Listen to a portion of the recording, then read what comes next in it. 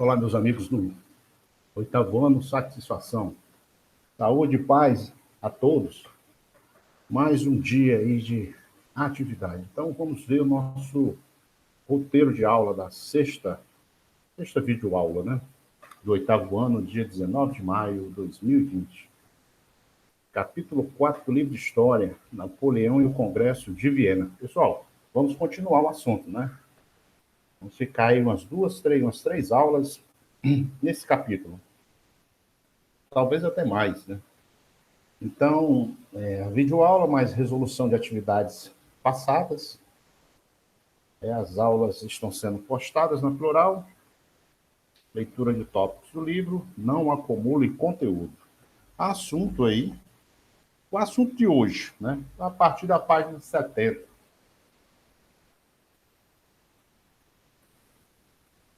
Quais os objetivos da aula? Resolução das atividades passadas. São 5 atividades que nós... penso que na quarta aula, acho. Eu passei para você, mas não podemos corrigir porque tivemos aquela preparação para a atividade avaliativa, né? Aquele TD, né? Então, não pude corrigir, mas nós vamos corrigir, prosseguindo o capítulo, né? E o objetivo, dos objetivos principais dessa aula, destacar o fracasso do bloqueio continental como início da decadência do Império Napoleônico. Napoleônico, esse grande general que nós estamos estudando. Apreender a política militar do Império Napoleônico. Pegar as principais características, né, as principais ações. Nós vamos ver hoje algumas batalhas, né, da política militar. Vamos lá, quais eram as questões da última atividade? Eram cinco questões, né? Questões essas que não estão no livro, né? Eu faço elas a partir da leitura de cada página, né? Então, vamos lá. Quem foi Napoleão Bonaparte? Explique. Vamos lá, a partir da página 69. Nós temos lá, né? Napoleão, né? Foi um herói nacional, sendo considerado o mais sucedido governante de sua época. Carismático, Napoleão era um gênio militar, determinado e ambicioso. Graças às suas campanhas militares, às suas batalhas, né? Os ideais liberais espalharam-se por toda a Europa, contribuindo para abalar ainda mais as estruturas do antigo regime. Ideais liberais, que nós já abordamos na aula, né? E os ideais liberais, no período de Napoleão, eles vão estar em ascensão, né? Vão ser a burguesia, o liberalismo, vai ter muito espaço durante o governo napoleônico, né? Aliás, dentro desse assunto da era napoleônica, essa questão do liberalismo e da burguesia ter espaço é importantíssima na compreensão de algumas questões. Nós temos mais o que de Napoleão Bonaparte? Né? Napoleão Bonaparte, nós sabemos, né, fez parte, chegou ao poder através de um golpe, né? Fez parte da Revolução Francesa, né? Mas aqui no segundo parágrafo, né, nós podemos dizer que está resumido os pontos principais dessa figura do Napoleão Bonaparte, general Napoleão Bonaparte, imperador. Segundo, explique de que forma Napoleão ascendeu ao poder na França. Acabei de falar, mas no primeiro parágrafo também. Vocês lembram, e eu enfatizei que Napoleão Bonaparte fez parte da Revolução Francesa, né? Então, lá no período da Revolução Francesa, e havia um governo chamado Diretório, Napoleão Bonaparte dá um golpe, com mais duas outras pessoas, né? E instala o consulado. Esse consulado, são 3 cônsules, né? E ele vai se destacar entre eles, né? Ele vai se destacar e vai estabelecer um consulado uno, né? E depois, através de, de ele ascende novamente sozinho a um consulado, um cônsul vitalício, né? Tem um plebiscito, né? Há uma consulta à população e essa consulta permite que ele se intitule, que ele se coroasse, autocoroasse imperador, né? E a partir desse dessa imposição, né, que ele se torna imperador, ele vai começar uma campanha, um período expansionista, né, de ocupação, de conquistas de outros países da Europa, de outros territórios europeus. Terceira, qual a relação de Napoleão Bonaparte com a Igreja Católica? Página 69, terceiro parágrafo, né, nós vemos aí 3 linhas, né? Bonaparte também reatou os laços com a Igreja Católica, rompidos durante a Revolução Francesa, e conseguiu que o Papa Pio VII fosse a Paris para a cerimônia de sua consagração como Napoleão I. Nós vamos ver nessa imagem da página 69, né, de que Napoleão Bonaparte, né, irá coroar a sua esposa, a Imperatriz Josefina, e o Papa Pio VII fica apenas observando. Foi dito na aula passada que, com esse ato, ele quebrou uma tradição. Uma tradição de longas datas, né? Esse gesto contrasta com a tradição medieval em que um representante da igreja fazia a coroação. Questão número 4. Página 70, no segundo parágrafo. Conceitue o Código Civil Napoleônico. Segundo parágrafo da página 70. Em 1804 foi promulgado o Código Civil, também conhecido como Código Napoleônico, que transformou alguns valores liberais da Revolução Francesa em leis, em outras medidas. Aí, eles vai descrevendo o Código. O Código garantia a igualdade dos cidadãos perante a lei, porém, em contrapartida, assegurava a propriedade privada, proibia greves de sindicatos, restabelecia a escravidão nas colônias francesas e restaurava a autoridade patriarcal, o domínio dos homens, dos maridos sobre as mulheres, né? E havia sido abolido no período revolucionário. Excelente. Então, esse conceito de Código Civil, aí essas 6, 7 linhas, amarra o conceito do Código Civil. Questão número 5. Por que podemos dizer que Napoleão consolidou os valores liberais na França? Excelente questão, né? Liberalismo atrelado aí à Revolução, ao período napoleônico. Vemos na página 70, continuamos na página 70. Diz assim: dos seus quase 2.000 artigos, cerca de 800 do Código Napoleônico tratava da propriedade privada e apenas 7 das relações de trabalho, o que revela o comprometimento do governo com a burguesia em detrimento das camadas populares. Para organizar as finanças do país, Napoleão criou o Banco da França e instituiu uma moeda nacional, o franco, incentivou a industrialização e empregou milhares de pessoas por meio de programa de construção de estradas, portos, né, obras públicas, né? Ou seja, o Napoleão Bonaparte ele organiza as finanças na França. A burguesia quer espaço para trabalhar e produzir, né? Lembrando que os burgueses são os donos, os proprietários dos meios de produção, né? Então, durante a Revolução Francesa, estava muito atribulado nessas questões, né? Com Napoleão, a economia é organizada, né? Ele cria um banco, né? Cria uma moeda. Então, evidentemente, que a burguesia vai, durante esse período, né? Esse período vai ser consolidada, porque há tranquilidade para trabalhar, para produzir. Aqui enfatiza também que o Código Napoleônico proibiu greves, formação de sindicatos, né? Então, ele não mexeu nessas relações de trabalho, de direito dos trabalhadores. Né? No entanto, ele deu muito poder para que a burguesia pudesse produzir e trabalhar. Então, por isso nós falamos dos valores liberais, né, consolidados durante o período da era napoleônica. Muito bem, vamos seguir então, pessoal. Temos aqui capítulo 4, Napoleão, Congresso de Viena.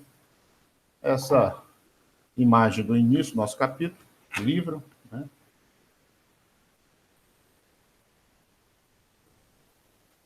E vamos ver a partir de hoje, política militar. A política militar. Qual é a política militar, professor? A política militar é a política de expansionista, né? Porque durante o governo de Napoleão Bonaparte houve esse projeto de conquista de outras nações, de outros territórios. Né? E aqui nós temos representado uma batalha, né, chamada de Trafalgar, uma batalha marítima. A França tinha um excelente exército, né? No entanto, vai ser derrotado pela Marinha Britânica nessa batalha, comandada pelo Napoleão, o nosso almirante Nelson, né? Batalha de Trafalgar, porque a Inglaterra sempre foi superior nas questões marítimas, né? Sempre foi imbatível, sempre teve uma frota naval imbatível. Napoleão vai ser derrotado.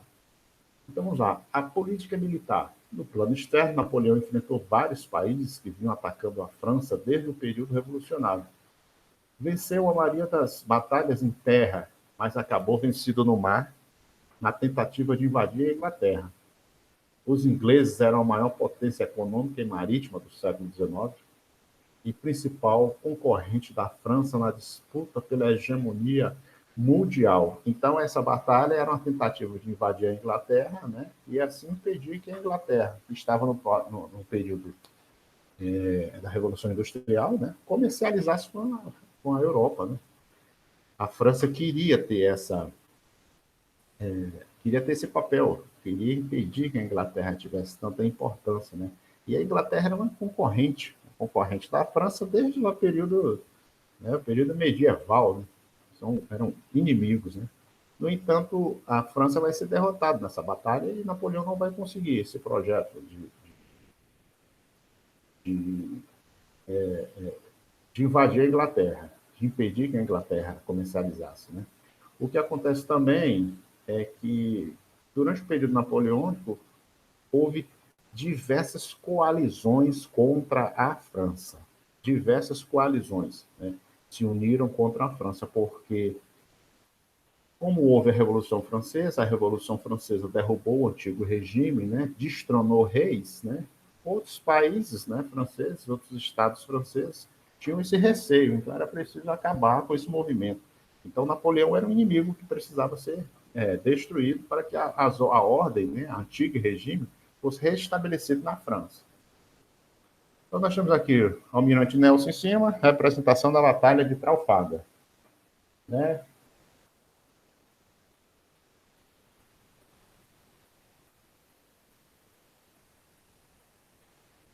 Batalha de Trafalgar. A gente pode falar Trafalgar, mas Trafalgar é o nome correto.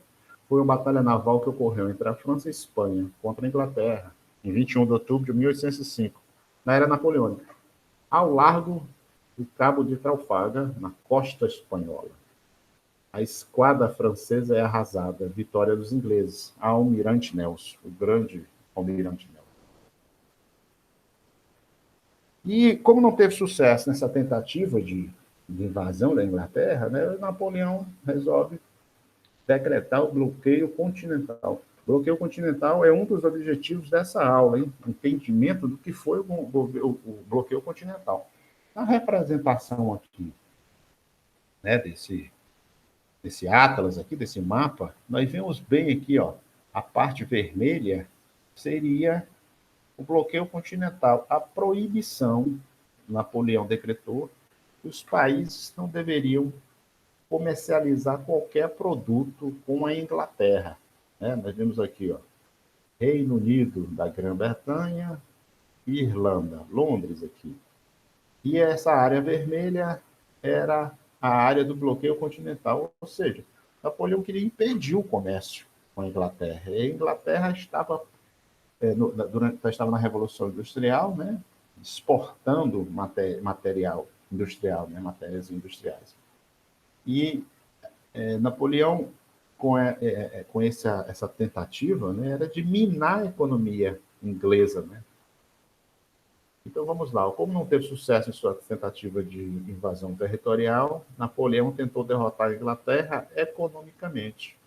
Assim, em 1806, ele determinou o bloqueio continental, proibindo qualquer europeu de realizar transações comerciais com o reino inglês. Então, de início aqui, nós vamos ver, com exceção de Portugal, nós vamos ver os outros reinos, né, fazendo parte do bloqueio continental.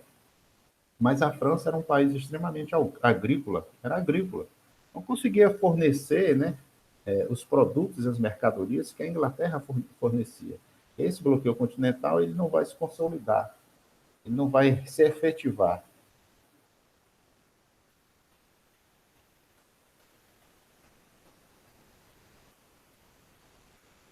Por que não vai se efetivar? Vamos aqui pegar o caso de Portugal. A Rússia, de início, participa, né, mas depois ela vai romper o bloqueio continental porque precisa de mercadoria, precisa comercializar. Mas vamos ver aqui por que ele não, que especificamente, no caso de Portugal, né?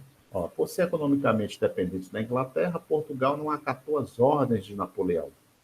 Este, em represália, decidiu invadir o país. A corte portuguesa então fugiu para o Brasil, onde desembarcou em janeiro de 1808, sob a proteção dos ingleses. Nós vemos aqui o desdobramento da política napoleônica aqui no Brasil. Olha a importância para o Brasil. Portugal se recusa a fazer parte do bloqueio continental porque tem relações econômicas com a Inglaterra. Napoleão invade, em 1808, invade Portugal. Dom João VI organiza toda a sua corte e vem para o Brasil. Né? Essa viagem aí sendo escoltados pela Marinha Inglesa, né? Uma viagem aí de, alguns falam de 15 a 20 mil pessoas. Né? Todo o reino foi transposto da Península Ibérica para o Brasil, a América do Sul. Né? Genial, Dom João VI nesse ponto foi genial, porque permanece rei do Brasil e rei em Portugal. Né? E em 1808, Napoleão, depois o rei da Espanha, Fernando VII, entregou o trono espanhol a José Bonaparte, seu irmão, que governou até 1813, enfrentando constante resistência do povo espanhol. As colônias hispano-americanas iniciaram um movimento de emancipação que depois resultaria nas primeiras declarações de independência da região.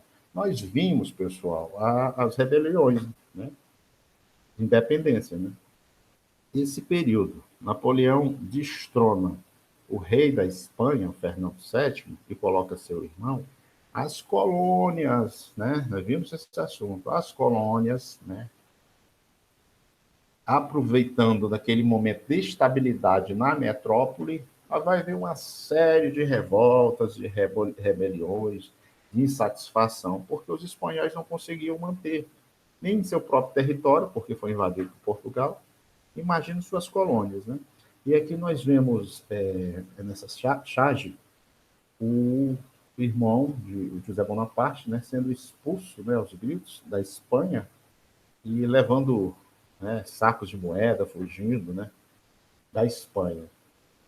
A importância dessa aula, entender o bloqueio continental, entender qual é o reflexo do bloqueio no Brasil também, né? É muito importante. Nós estamos atrelados à política, né? A história do Brasil estava atrelada à política lá napoleônica, né? A partir do momento que ele invade Portugal e toda a corte foge para o Brasil. Aí nós temos aqui a representação do João VI, sua esposa, Maria Antonieta, e a vinda da família real para o Brasil em 1808. Pessoal, com o bloqueio continental, né, que a Rússia, de início, ela participa do bloqueio continental, mas depois vai ter problemas, porque precisa das mercadorias inglesas que a França não consegue produzir. Né? Então, a Rússia sai do bloqueio continental. Napoleão Bonaparte, querendo dar um exemplo, né, resolve invadir a Rússia. resolve invadir a Rússia para dar um exemplo para outros países, outras nações, né, que queiram romper o bloqueio continental. Então, vamos ver aqui o início. Começa com o bloqueio continental, né, que não foi eficiente, né? E vamos ver aqui também o início da decadência, né, do Império Napoleônico. Nós vamos ver aqui essa campanha na Rússia, em que ele invade com seu exército, invade a Rússia, e foi um desastre. Na verdade, ele invade a Rússia, ele tem sucesso na invasão, né? Ele ganha essa guerra, mas ele ganha, mas não leva, né? Então vamos ver aqui, ó. Em 1812, Napoleão resolve invadir a Rússia, né? Razões. Ele vai usar a tática francesa e Napoleão, guerra total. As tropas francesas avançavam pela imensidão do território russo, acreditando numa vitória com facilidade. Tática russa do czar, do imperador, do rei, do Alexandre I. Terra arrasada. Do que se trata?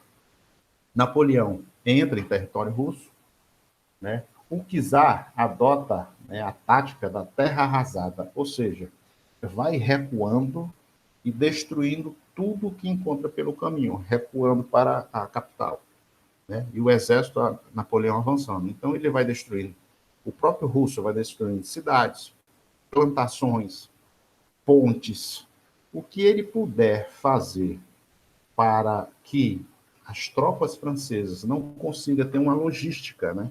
Porque numa guerra, se você ia avançando, os franceses iam avançando, ia se apropriando do que encontrava pelo caminho, das plantações, né? Dos depósitos, né? A logística fazia de saques, né? A partir do momento que o czar adota a tática da terra arrasada, ele vai criar dificuldades para quem está avançando, os franceses, né, possam suprir suas tropas. Então, os franceses vão entrando no país e vão encontrando o país destruído, porque os russos estão, né, recuando e destruindo tudo, não deixam nada para os franceses. Os franceses vão chegar na capital, Moscou, né, vão chegar lá e, após 3 meses, 3, 4 meses, eles irão se retirar. Né? Nessa retirada é que há um grande desastre, né? Porque eles vão conhecer o general Exército, o general Exército, né?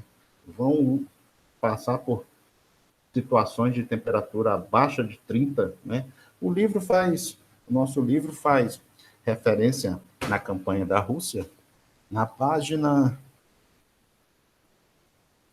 72, né? Com temperaturas, vão enfrentar temperaturas negativas abaixo de 30 graus, né? Então, um exército que foi com 600 mil homens, né? 180 mil cavalos, aqui nós temos aqui uma estimativa, né? Não vamos levar isso ao pé da letra, uma estimativa. Retorna para a França, vai com 600 mil homens e volta da Rússia com apenas 30 mil soldados. Ou seja, foi uma derrota amarga. Essa retirada de Napoleão de Moscou foi foi trágica, né? Aqui nós temos essa representação, com essa imagem, né? Ele retornando e encontrando seus próprios soldados pelo meio do caminho mortos, né? Aqui está o início, nós podemos ver o início da decadência do Império Napoleônico.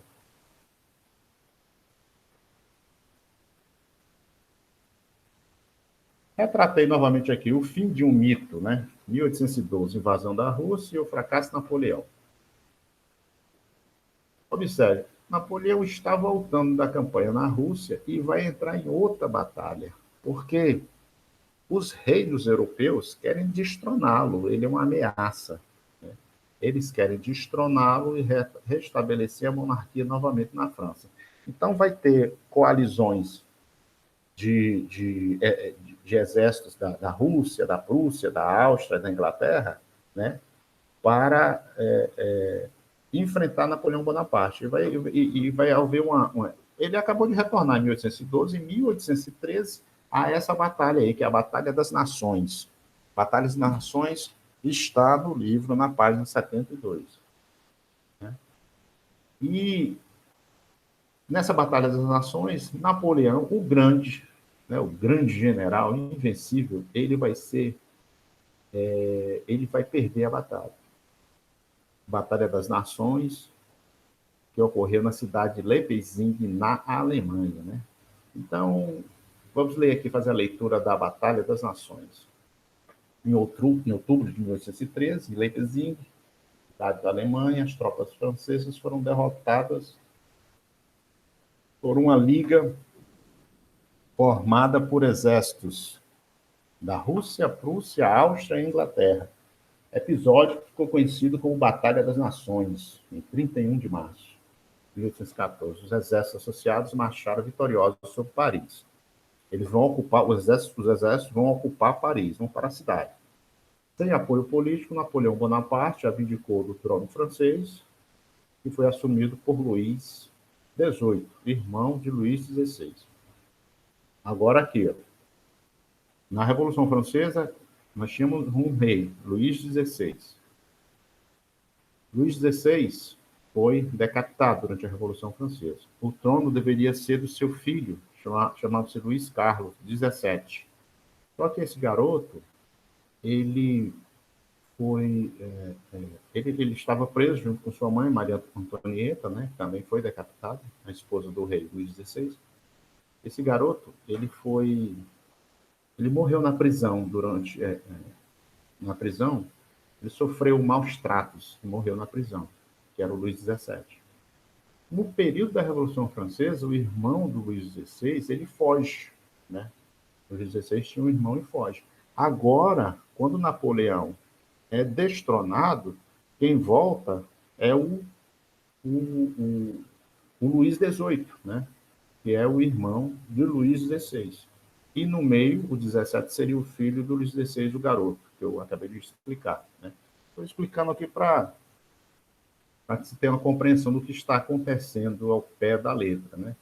Ele vivia no exílio, né? O Luís XVIII volta e assume o trono. O Napoleão Bonaparte, ele vai ser exilado, né? E ele vai para a ilha de Elba, no Mediterrâneo, né? Ele vai receber uma indenização, né, e vai ficar lá durante um período.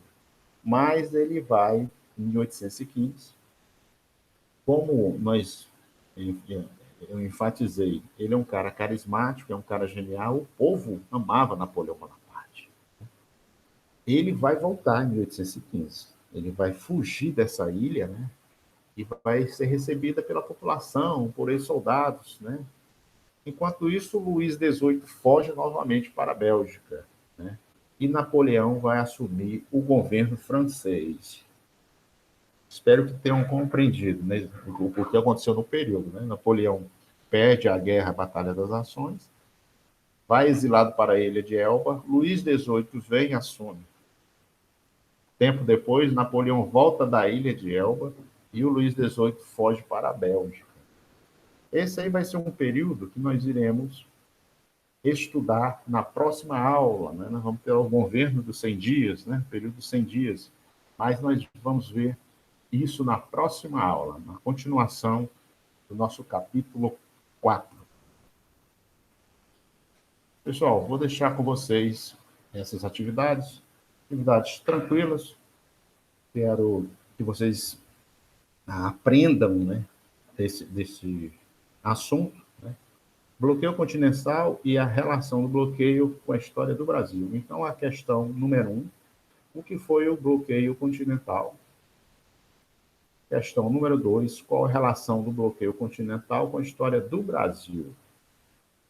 E depois responda as questões 1 a 4 da página 73, nossa página do livro, Trabalhando com Documentos, página 73 do nosso livro.